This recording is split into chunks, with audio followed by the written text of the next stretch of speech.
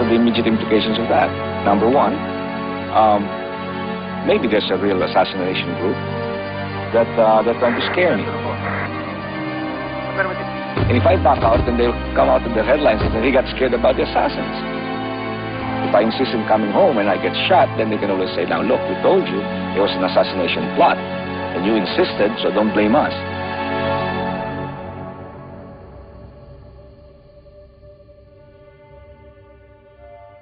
I am going back to the Philippines, and if I have to go back to jail, so be it.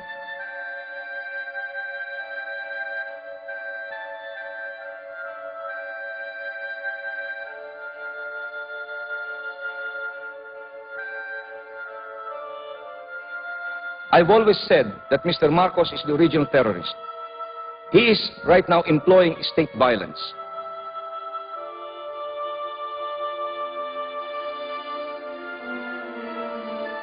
If we use violence against him, he will only justify the use of more violence against us.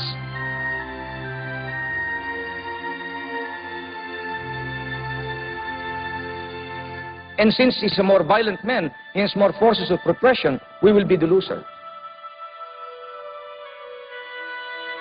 Because if you're not violent, then before the bar of public opinion and before God, he's the only sinner. I have proclaimed martial law in accordance with the powers vested in the President by the Constitution of the Philippines. On that day, democracy died.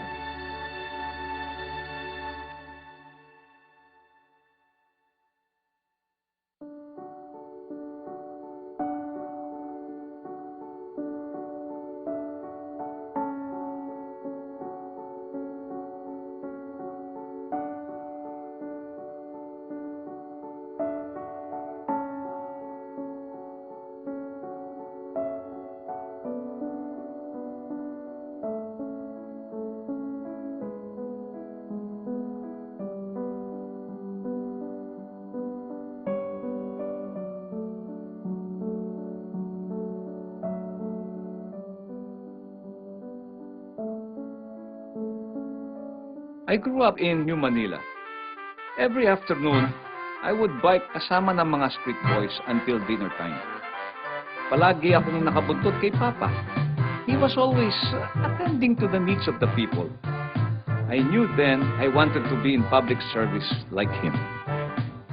You know, he lost his father when he was 15, so he felt he had to do something on his own to show that, I suppose that because he loved his father very much, and he wanted people to know that he took a lot after his father and that he was willing to risk many things. He was blessed with many talents.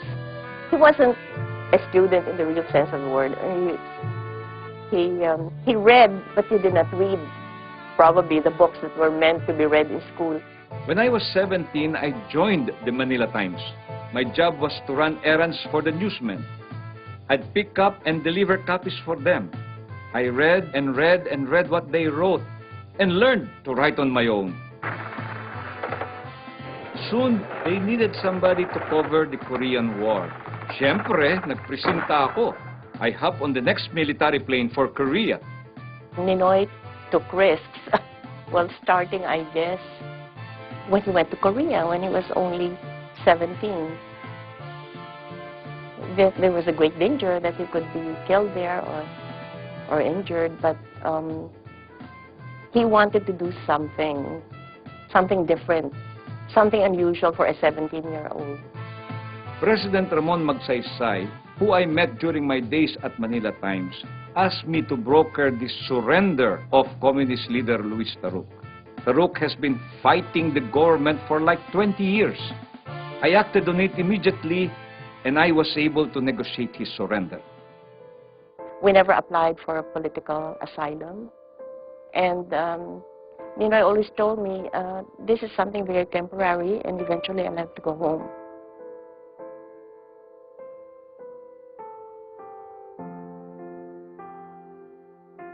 Ninoy said, if I don't go now, I will ask myself later on, I could have done something and I did not do anything, and I will blame myself forever.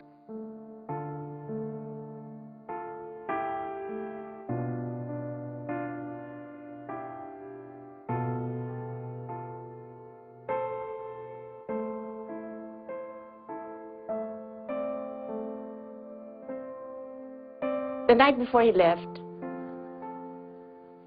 I really couldn't sleep, and it was August, he left August 13, so August 12. And August is a summer month, but in Boston, sometimes it gets cool, and sabi ko, Ninoy, I can't sleep, and I have chills. And sabi niya, Ninoy, I'm really worried. Sabi niya, Cory, we've talked about this for a long time. I know, and it's just that I wanted you to know how I feel.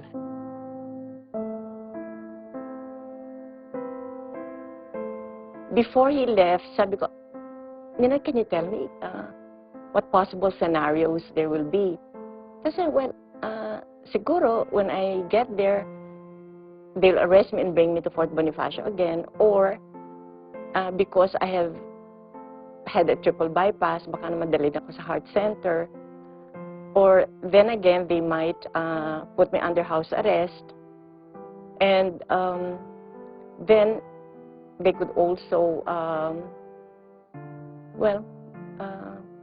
parang, the last thing he said was, but if they make a mistake and they have me killed, then that's the best thing that will happen to me. Tapos ako, Ninoy naman, don't talk like, no, sabi niya, because I've always wanted to die for our country. It is only instinctive for a man to look for his peace. And I debated with my mind, and I debated with myself, and I debated with my wife and my children whether I should go back to the arena of combat. I felt that I've already earned my peace. I have done my best. I waited for 7 years and 7 months, and the Filipino people did not react. And they would even give me the impression that they love their chain and their slavery. What can one man do if the Filipino people love their slavery? If the Filipino people have lost their voice and would not say no to a tyrant, what can one man do? I have no army, I have no following, I have no money. I only have my indomitable spirit.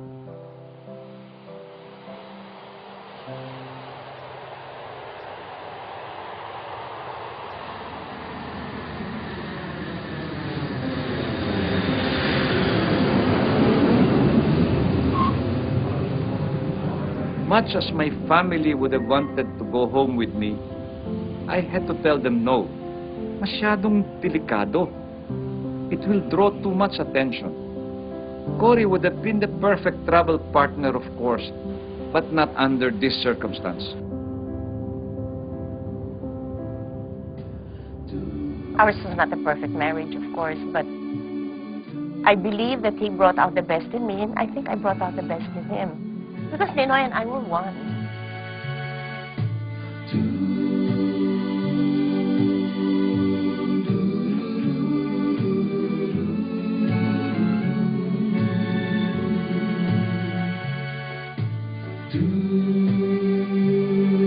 We could rely on each other. That no matter what happened, he'd be there for me and I'd be there for him.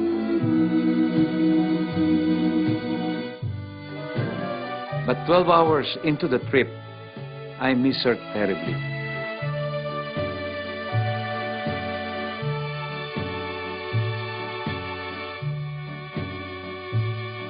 Everything just went according to Ninoy's plans. He ran for mayor when he was not yet even 23, which was the required age for running for a town mayor. He also loved people. He was such an extrovert.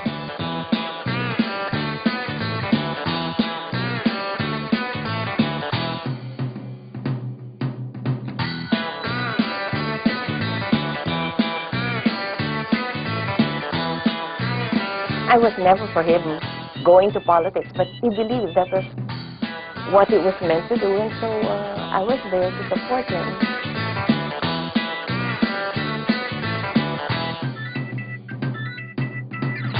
He enjoyed being a politician.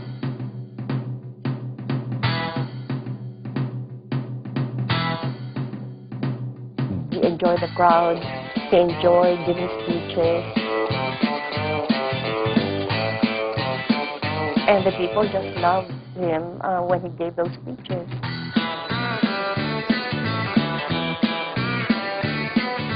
Ninoy Aquino has confirmed that one of the youngest. Nung tumakbo ko sa Senado, ibang labanan. I had to reach out to the whole nation. I even used a chopper to make grand entrances. Kailangan talagang mag-gimmick.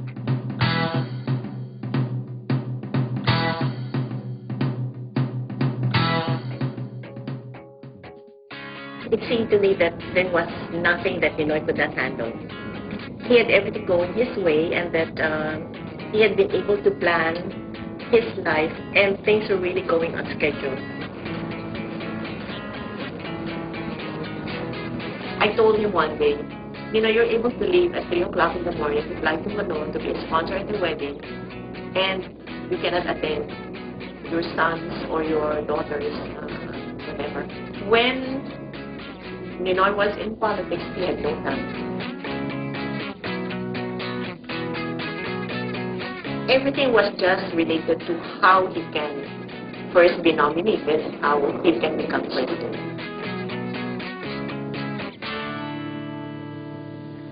The big event that he was waiting for was the presidential elections in 1973. But, lo and behold, I guess God had other plans.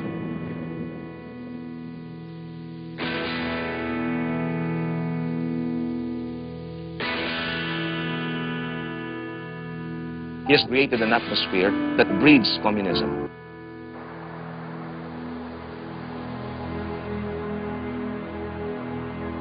He has done more harm to himself and to the country by doing this. Ninoy felt that there should be a third alternative. Marcos used to say, if you don't choose me, this country will go to the communists.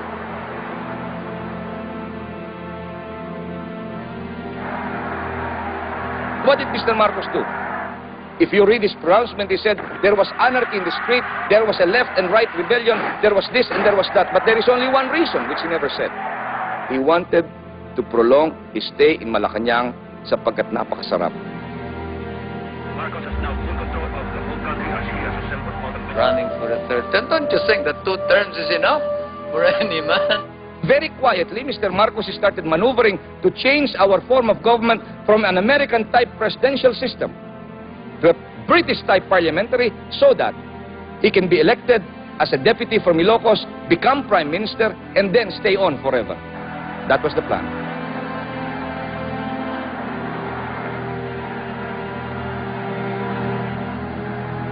You have witnessed the events of the last year. We have fallen and we are falling back on our last line of defense. You are also witnesses to the patience that we have shown in the face of provocation. In the face of abuse and license, we have used or attempted to use persuasion. Now, the limit has been reached, for we are against the wall. We must now defend the Republic of the Philippines with this stronger power. What is the cause for all of this struggle? Very succinctly, I believe that no man, how brilliant this man, can dictate the welfare or the direction of 48 million Filipinos. I vowed to myself that because you have elected me to the Senate and I gloried in its pomp, therefore it is now time that I must suffer the consequences of my act.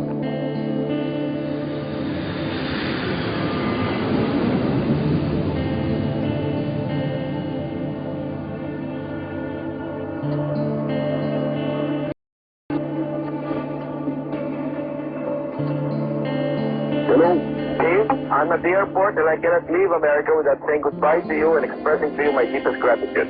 Look, our prayers are always with you for your safety and success and freedom of the people, okay? Okay, now this is the latest thing that I can give you. Yeah. My source is Cardinal Sim. Yes. Number 1, Marcos checked in at the kidney center. Yes. They did a test. He flunked all tests, And the conclusion was, if they operate on him, it would be fatal. So he went back to the palace.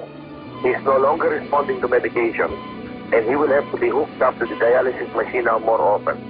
How he will last with that machine on, I don't know. Apparently, they are now moving to put in Imelda in effective control. Yeah. But it's a matter of time, so he wanted 3 weeks to collect his thoughts, write his memoir, complete his book, and most probably craft the final stages of his administration. He's a man now, terminal, he knows he's going, and that's the background that I'm coming in. Any indication from the U.S. side that they might be somewhat helpful or cooperative, or absolutely nothing? No indication, except that they're watching me. Of course. They're following all my steps. God be with you. Thank you. Ninoy, huh? Bye-bye.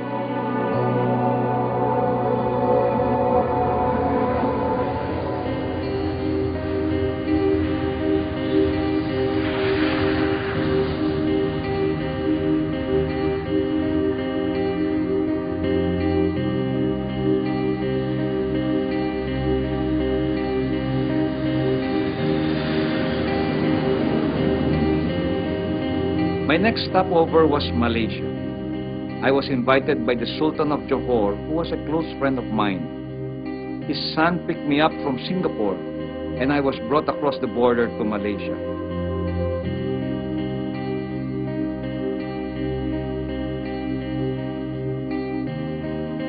I shared my plans with the Sultan and to some of his friends and allies who joined our meeting.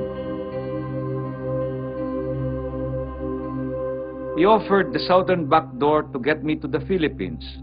I thanked him for the offer, but my plan was already in place, to land in Manila. I've ordered the arrest of those directly involved in the conspiracy to overthrow our duly constituted government by violence and subversion. Ninoy had been arrested early morning of September 23, 1972, while they were having a meeting in the Hilton at the time. He called me on his radio phone. There were no cell phones at the time. And he said, Cory, pupunta ngayon ako sa krame. And I said, bakit? At saka mo na malalaman. Mr. Marcos arrested together with us in the Senate most of the leaders in the Constitutional Convention. All of those opposing him went to jail with us. It was really just so awful, and I thought, oh, this is just the beginning, and what's going to happen next? And Mr. Marcos said, I declared martial law to save democracy. But by saving democracy, he killed it. That was the beginning of a long detention period of 7 years and 7 months. In the beginning, it wasn't too bad. Like, every day we could visit for 1 hour. He was no longer in control of his life. And one man was deciding everything for us. And in the beginning, we were both, well, maybe you could say we were complaining, why is this happening to us? Okay, we're not saints, but definitely we're not the big sinners that other people are. And yet, they're free to do their own thing, and here we are, having to suffer this. And I often ask myself, bakit ka pa nagpapakahirap dito? In 73, a high official of the government asked me, endorse mo na lamang ang New Society, Ninoy, ayos na. Ilalabas na kita. When I refused, they advised me, sumulat ka lang kay Marcos, ask for his forgiveness. O ano naman ka kung kasalanan ko, siya nagkasala sa bayan, bakit akong hihingi ng tawad? I want to prove to Mr. Marcos that not only comfort and material things are the demands of the flesh, that there is an indomitable spirit that will be willing to take any sacrifices for our people. What was going on in Ninoy's mind and heart was something not easily visible or felt by those who did not know him. But I could, in fact, sense the tremendous change, not only going on in his mind and heart, but also in mine. One of the greatest problems of a prisoner is loneliness. For 7 years, I was not allowed to see the moon and the stars. There were days where they left me all alone by myself, I had no reading material.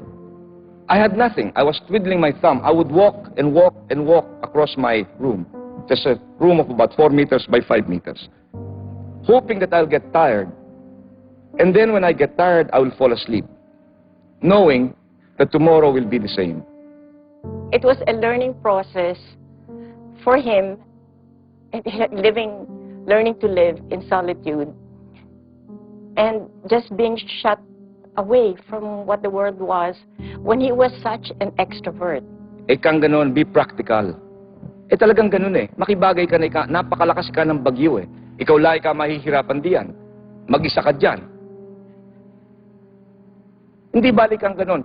Kung ayaw mo nang sumulat, tumawag ka na lang sa telepono, ibulong mo na lamang. Ayos na. I would like to tell you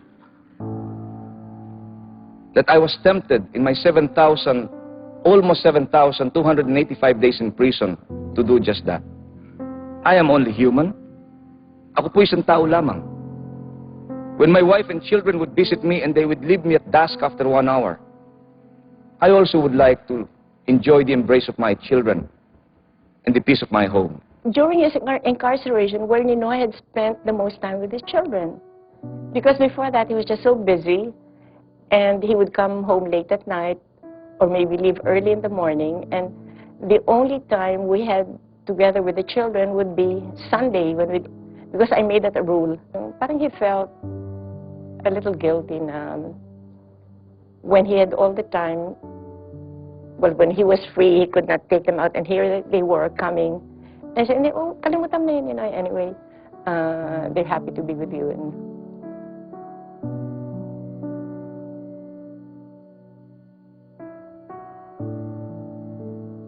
I think it was February 23 of 1973 when we were told by the authorities in Fort Bonifacio that our visits to Ninoy had been suspended.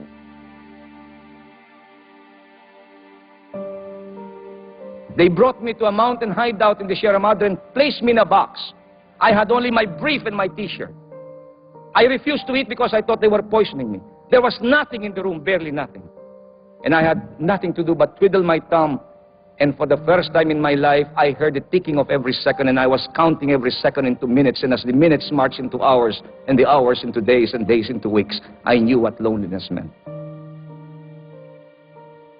It was April 8, or April 7, the Supreme Court came out with this decision appealing to the authorities in Fort Bonifacio to allow Nena Diokno and me to visit our husbands.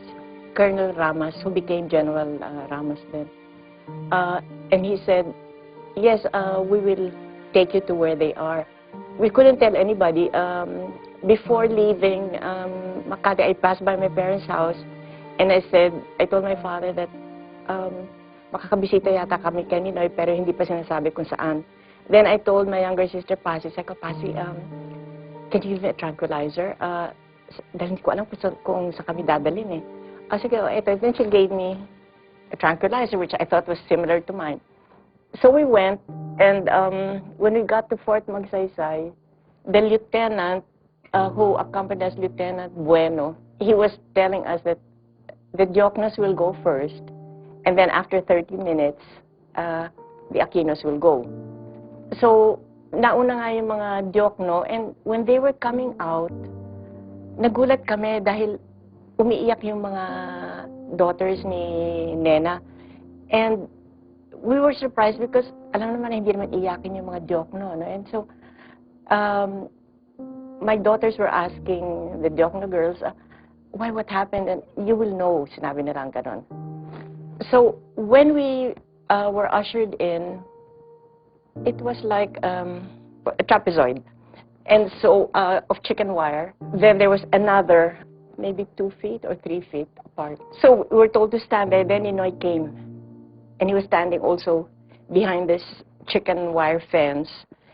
And I could hardly recognize him because he had lost so much weight. And he kept holding onto his pants. Parang, later on I found out that he had lost so much weight, he had to hold onto his pants because they had taken away his belt. And he had no eyeglasses. They had taken that away from him also. And what really really made me feel so bad was when he saw us, he started to sob. It was the first time I saw Ninoy cry. And he said, akala ko hindi ko na kayo makikita.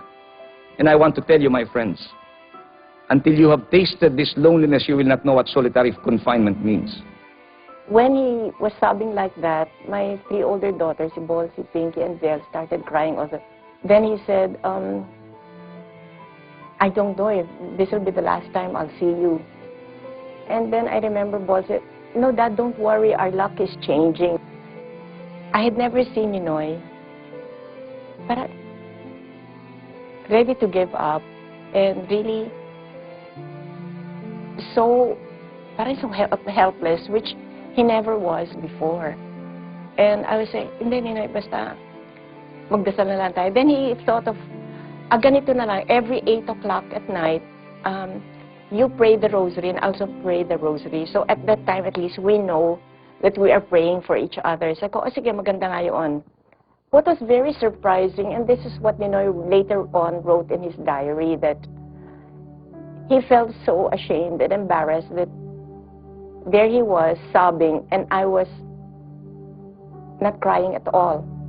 Of course, I didn't tell him until much later, Ninoy, binigyan ako ng tranquilizer na pala doble nung dating kino. Kanya talagang, parang ang tapang-tapang ko talaga, no tears, nothing. And I'm glad that at least at that time, parang one of us was still able to talk. Maybe it took, I would say, almost a year and a half or close to 2, when we finally accepted the fact that, yes, maybe we have not sinned or have not been as terrible as other people, but let us think of Jesus Christ, who certainly did no wrong, and yet he had to suffer and die for our sins. I knew early on, and I discovered that there is a God who is just. Na merong isang Panginoon na ibibigay sa atin ang ating kagandahang ginawa at paparusahin tayo sa ating kamaliang nagawa rin. It is because of that faith in my divine Creator that sustained me all these years. All I had to do was call for a telephone that was outside my room.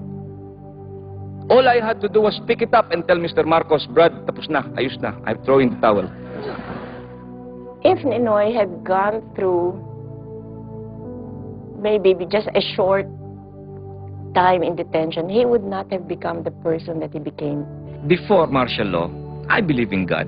I mumbled the prayers like any other Catholic in the Philippines. But it was skin deep. You know, more or less superstition yun eh. But when I was brought to Laur, where I had my real great spiritual crisis in Laur, I started from the beginning and I disowned God. In Ninoy's case, I think it really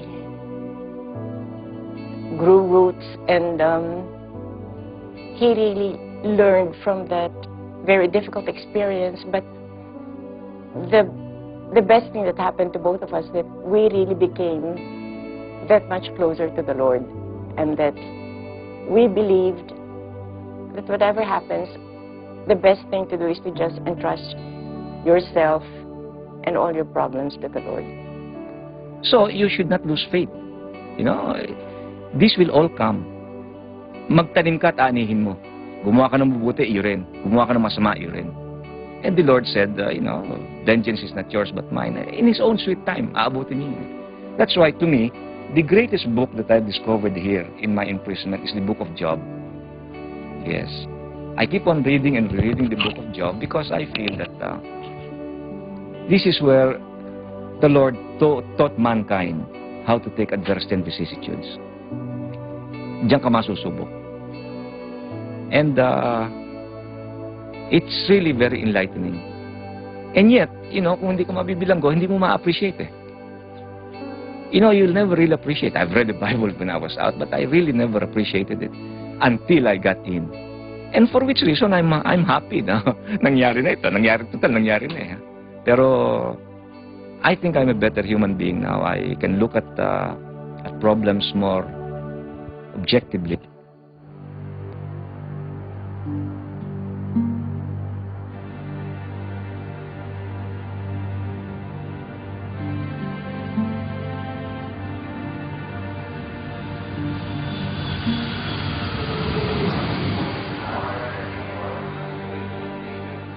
I was constantly getting reports from Manila.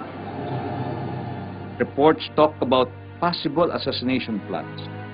One report said they won't let me land in Manila. I was so worried, kinabahan ako, so I prayed.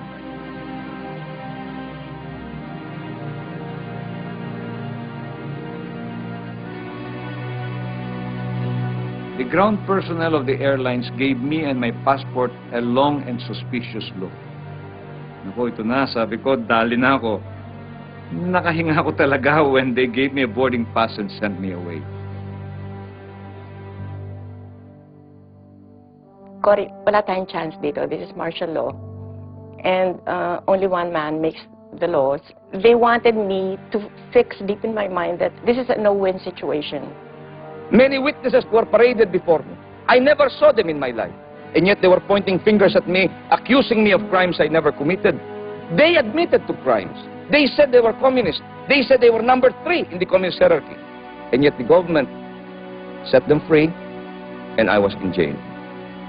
Senator Tañada told me, alam mo, Cory, dahil ayaw mag-participate ni Ninoy, he can be sentenced right then and there, and there's nothing we can do. Because if he does not want to participate, then that means he's not going to object to whatever.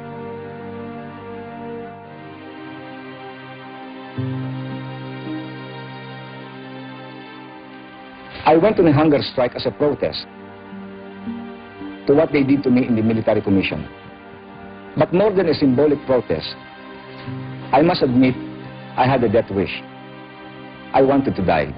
He was saying, you know, if I go, then my suffering will end, and that is my prayer. But if I don't go, then that means Jesus wants me to do something more. And I said, well, think of it that way, because I really didn't want him to have a death wish. So this is what happened for 40 days and 40 nights. I know what it is to go on hunger strike. On the 10th day, my friend, your stomach will actually be only a handful. I know what it means. The hunger pains that you go on the 1st, 2nd, 3rd, 4th, and 5th day. I know the cramps in the stomach. I know when your hands start trembling and you feel cold because the fat in your body is wasting away. On his 30th day, Cardinal Sin came, administered the last sacrament to Ninoy. It was a very moving thing, and at a certain point, Ninoy's tears were just flowing, and it was, later on I asked Ninoy how he felt, and he said, he really felt so good. He felt that he had made peace with the Lord and that he was prepared to go. And I said, no, don't think of it that way. And so I went on until I lost about 40 pounds. From 163, I dropped to about 127. And then I was rushed to the hospital. My mother cried, and my wife, naturally, and my children, but I was determined. I felt that I've served a full life, and it was time to go. But somehow, on the 40th day, I was struck by that letter of Father de la Costa to me. And he said, do you think by trying to die you are being courageous? He said, you're not being courageous, you're a coward. It is more courageous to go on living. You're opting out. You're escaping. And it's an act of cowardice. To continue living and to continue fighting. He said, it's more courageous. And ultimately he said, if you believe in the divine will, do not interfere with his will. Let his will be done.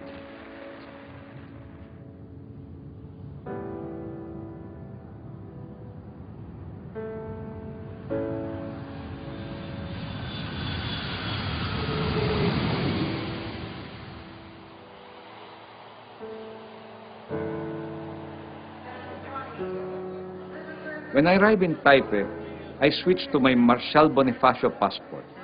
Alam naman ninyo, Marshal was for martial law, at saka yung Bonifacio para sa Fort Bonifacio kung saan ako nakulong.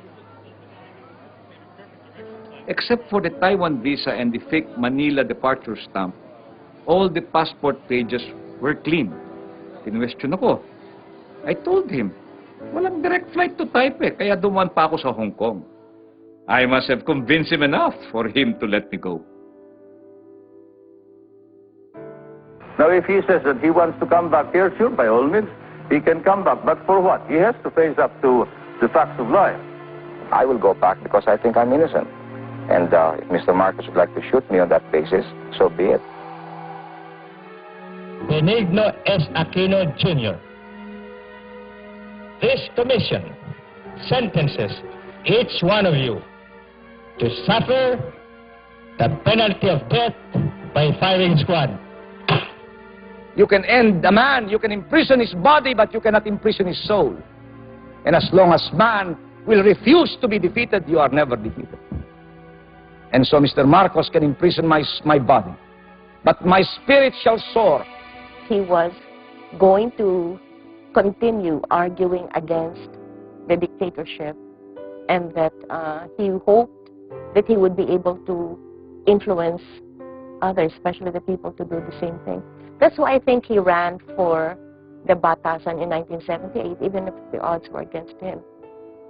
He wanted to have the opportunity to again talk before the people. Unfortunately, he was only given one television interview in 1978 on Face the Nation. All I ask Mr. Marcos is, send me before an impartial tribunal, not a military officer. By making a statement such as that, you're really questioning the integrity of all these men? No, it is the circumstance, Ronnie. Kamukha mo, empleyado ka ng NMPC, maatakin pa si Marcos? Ba, hindi pwede. No. Eh, na nga eh. I will not attack the president. I have no quarrel with him. Na nga eh. It was one of his most memorable interviews, and I understand that at that time most Filipinos were just glued to their television sets, and the streets were rather empty because people were watching, you know, on television. So I told him that, and many others told him that. So if only for that one television interview, he felt he had already decided right in running for the batasan. I heard none of the noise barrage from my cell in Fort Bonifacio, but Cory told me it spread like wildfire in Metro. Sa wakas, nagpakita na ng galit ang mga Pinoy. Ang galing talaga ng mga taga-UP. Sabi nila, your votes may not be counted, but your noise will be heard. Natakot tuloy si Marcos, so he had to make sure KBL would win his life.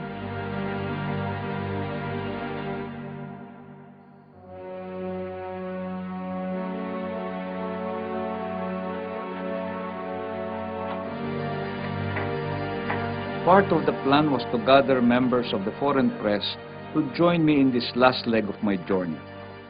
They would serve as a foil, para na ring bodyguards, and their presence might just deter any evil plot. At kung may mangyaring masama sa akin, they would let the whole world know. You have to be very ready with your hand camera, because this action can become very fast. Yes. In a matter of 3-4 minutes, it could be all over, you know. And I may not be able to talk to you again after this. Now, I am taking some precaution.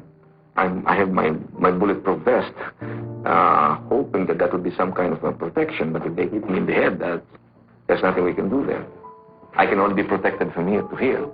You see, this is the latest bulletproof vest that I will be wearing. You know, this Kevlar on top here to protect this, and then a back part on this side. But as I said, this is only good for the body, but in the head, there's nothing else we can do. So,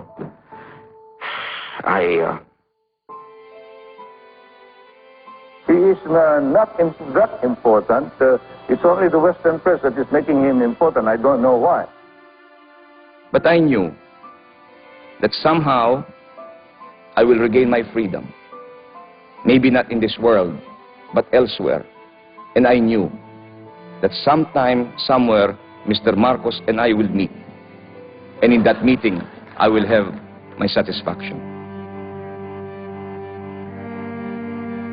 When the members of the foreign press have left my room, I felt the exhaustion. I was just so tired, so drained. If Marcos would take me back to my prison cell as soon as my plane lands in Manila, I would not even mind, so I can rest, even for a while. Then on March 19 of 1980, every day they brought me out to exercise. As I was walking around my little corral, all of a sudden I developed a chest pain. On May 5, 1980, almost midnight, they took me from my cell and they brought me to the heart center. That was a Monday. The doctors at the heart center met me, took preliminary tests, and they told me, Senator, they said, tomorrow we will begin the battery of tests. And so I slept, but I could not sleep. That was the first time I was brought out of my cell in almost 7 years and 7 months. And there were beautiful nurses, and the first time I was seeing women in 7 years and 7 months. And naturally, I was watching my heart as it was palpitating. And so I woke up at 6 o'clock that following morning on a Tuesday, and they brought me down for my x-ray, and they brought me back. And there were these beautiful nurses around, and they say, oh, Senator, ikang ganon. Nangayayat po pala kayo. Ako, thank you. You know, I used to be very big.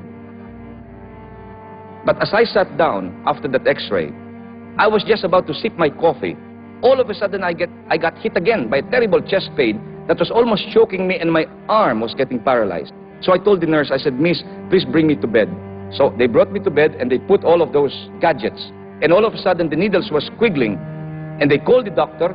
The doctor looked at the tracings, and then after 1 hour, they came back to me and said, Mr. Senator, we are canceling all tests.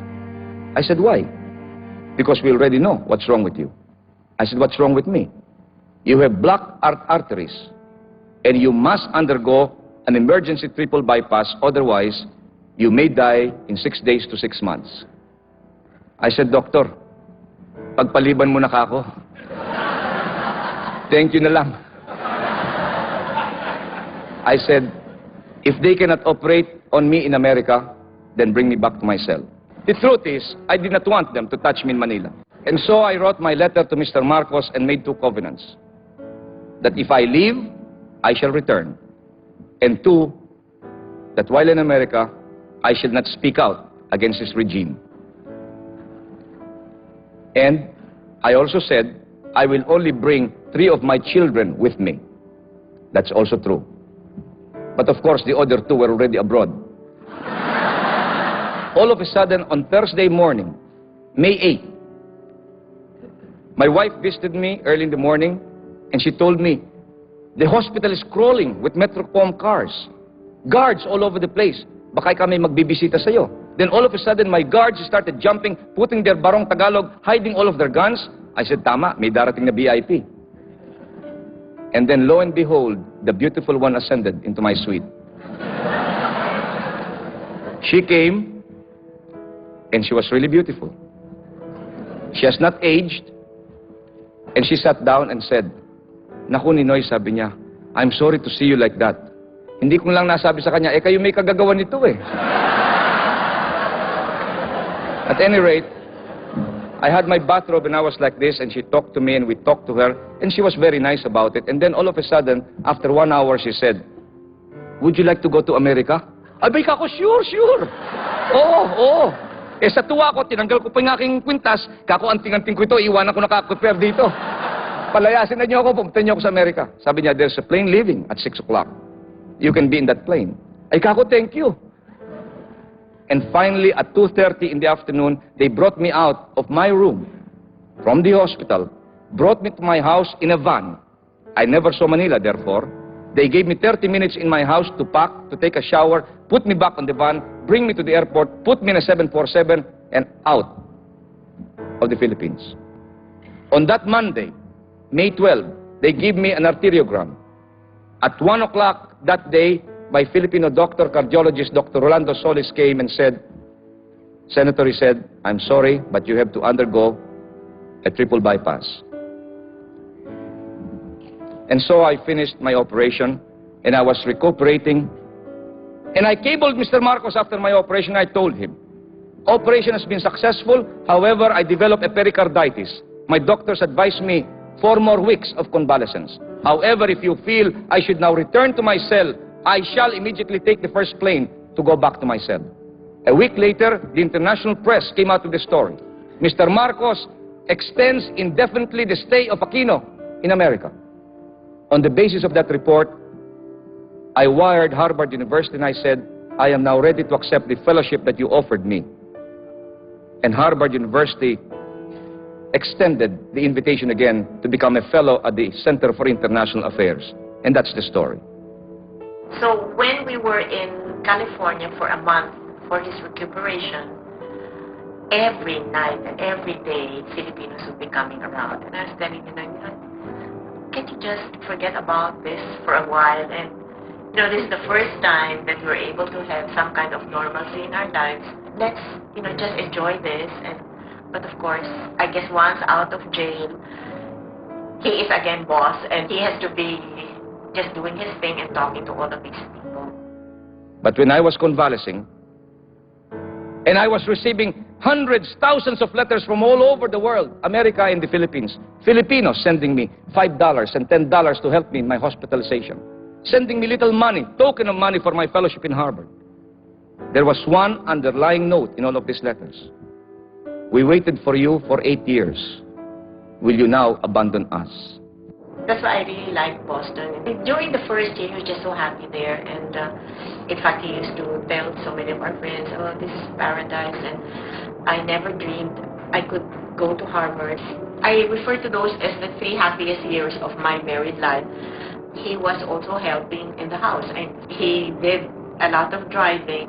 It was really delightful that finally we could say anything that we wanted, and that we were having a very peaceful life. He wanted to be where the action was.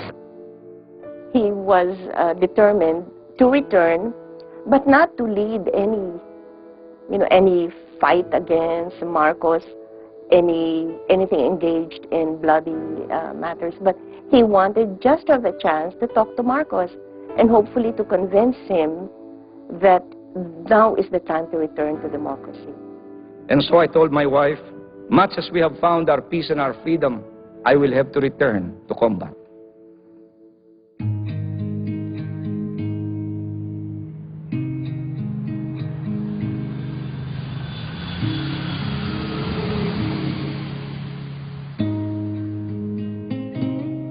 I woke up at 4 a.m. and said my prayers.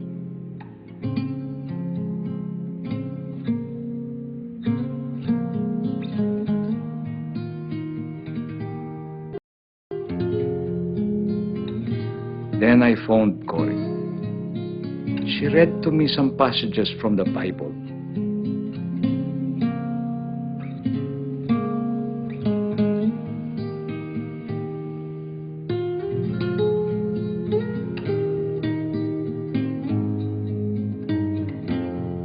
I spoke to my children one by one. I couldn't hold back my tears.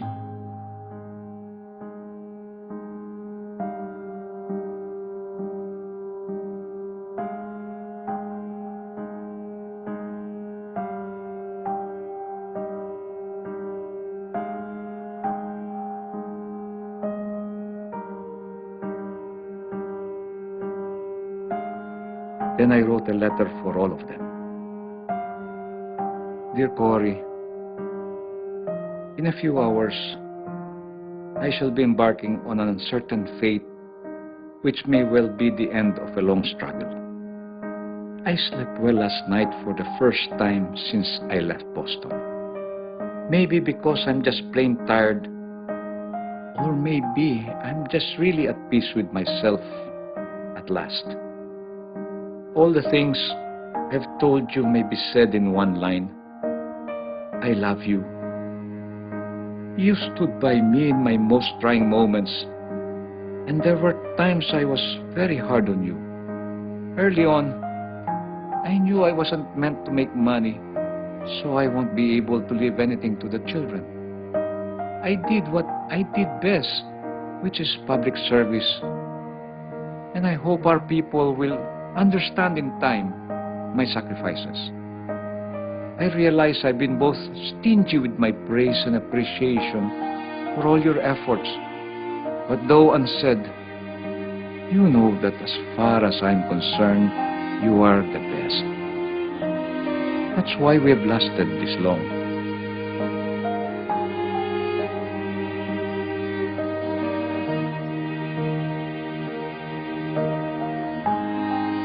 all goes well, I should be back in my cell before sundown.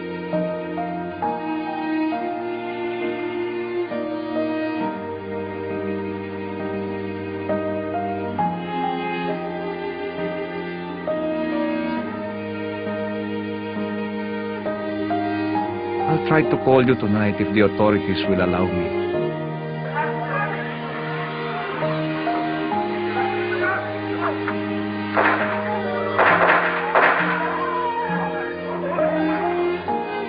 Otherwise, just remember me in your dreams.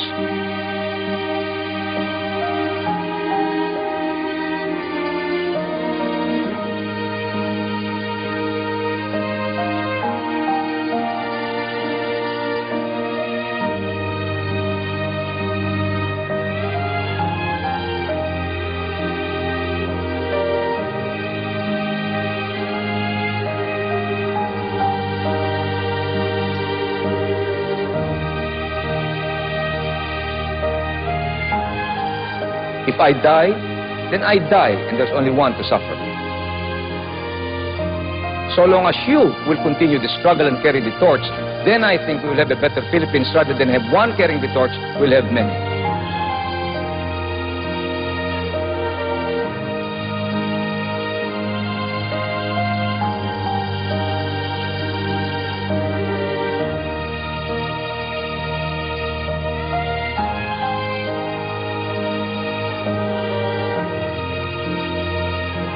We should not depend on one man. We should depend on all of us. All of us are expendable in the cause for freedom. And therefore I say, stand up now and be a leader. And when all of us are leaders, we will expedite the cause of freedom.